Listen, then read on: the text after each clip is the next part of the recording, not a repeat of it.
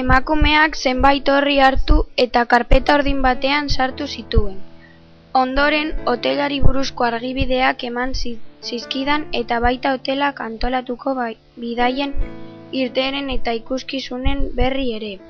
Informazio guztia hartuta harrera mahaiaren aurrean zegoen igogailuan sartu nintzen.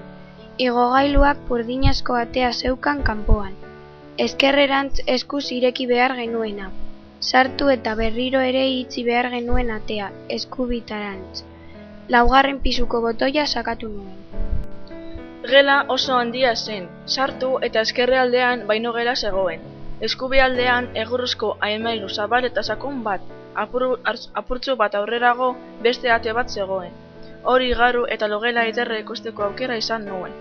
Gelak pelukuletan ikusiteko logelak ekarri zizkidan gogora. Ohe altu eta egurrezkoa, gau mai estuak eta kandiles ornetuak, idazmai ederra, kajoiak eskuz landutakoak eta simbolo bediziz edertuak, zurezko jasarleko boizoduna, izpilu handi eta egurrezko marka batez apaindua, hormako erloio handi bat, bilerroko kortinak, zabaitik beatatik eskegai ia lurreraino heldu arte, artirezko tapizak hormetan, eta alfombrak lurrean. Hormak gizonezko erraldoi baten erudia zegoen. Gela zeukan beste zerbitzu modernago batzuk ere.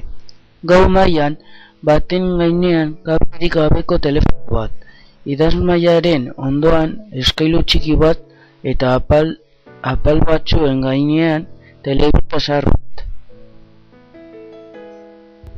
Bat-batean erlojuaren joaldiek izutu ninduten, arratsaldeko 7 ziren. Banekien Pragan orduana zela faltzeko leku bat bilatzen. Hasteko eta maletak gustuarik atea giltze zitzi eta igogailura hurbildu nintzen.